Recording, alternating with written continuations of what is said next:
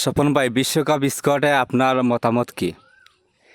বিশ্বকাপ স্কোয়াড আর কি আর বলবো, যে বরাবর যেভাবে হয়ে আসতেছে ঠিক সেভাবেই হয়েছে। বলতের একটা কারখানা বলা যায়। কারণ যারা ওয়ার্ল্ড কাপে থাকার মতো যোগ্যতা অর্জন করে না তারা নাকি বাংলাদেশের ক্যাপ্টেন। এই যদি হয় বাংলাদেশের অবস্থা, তাহলে বুঝতেই পারতেছেন পারফরমেন্স আর কেমন হবে। কারণ বিশ্বকাপের লিটন, সৌম্য, শান্ত এদের হতশ্রী পারফরমেন্স, ধারাবাহিক হতশ্রী পারফরমেন্স করে। তারা ভালোভাবে তো ধারাবাহিক পারফরমেন্স করতে পারে না। যেমন লিটন দাস এক ম্যাচ ভালো খেললে 5 ম্যাচ 6 ম্যাচ খারাপ খেলে, এক ম্যাচ ভালো ছিল দেয় 10 ম্যাচ চলে যায়। তো এই হচ্ছে বাংলাদেশের অবস্থা। যুক্তরাষ্ট্রের সাথে হারার কারণ হিসাবে আপনি কি মনে করেন? যুক্তরাষ্ট্রের সাথে হারার কারণ অতি আত্মবিশ্বাসী বেশি হওয়া।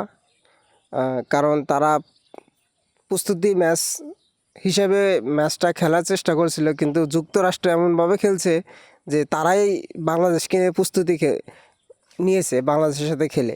এমন একটা হতশ্রী পারফরমেন্স বা পুরো দেশকে লজ্জিত করে ফেলছে। কারণ যুক্তরাষ্ট্রের সাথে 2টা ম্যাচ হেরে গেছে, জিততে পারে না। এটা খুবই লজ্জাজনক একটা ব্যাপার। ব্যারিস্টার সুমন ভাইয়ের কথা অনুযায়ী ধরতে হয় ক্রিকেট বোর্ডের টাকা আছে, সব আছে, কিন্তু আসলে লজ্জাটা নাই। আর হয়তো ফিক্সিং টিক্সিং আসে নাকি দেখতে হবে। কারণ হলো যেহেতু যুক্তরাষ্ট্রের ভিসা সবার প্রয়োজন, ভিসার জন্যই আবার কিছু হাংসাং খেলছে নাকি সেটাও দেখার বিষয় আছে। লাস্ট ম্যাচ তো ভালোই খেলছে। আগামী ম্যাচ হচ্ছে শ্রীলঙ্কার সাথে, তো বাংলাদেশ কি শ্রীলঙ্কার সাথে ম্যাচ জিততে পারবে আপনি কি মনে করেন?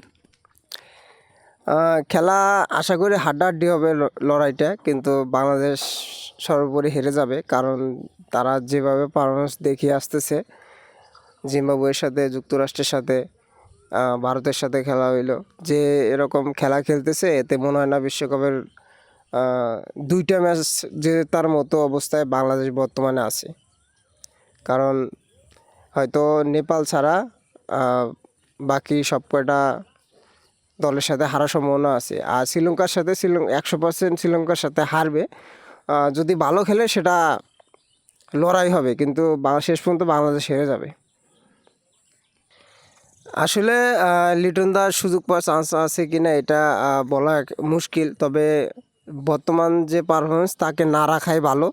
কারণ তার অবস্থা খুবই খারাপ। তার আসলে একটা বিশ্রাম দরকার।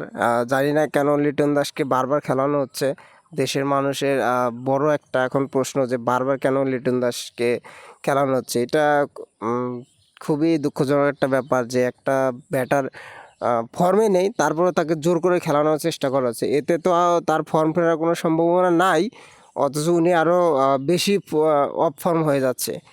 আমার মনে হয় না তাকে রাখা উচিত হবে, বা অন্য কেউ তানজিদ তামিম এবং সৌম্য সরকারকে ট্রাই করা যেতে পারে।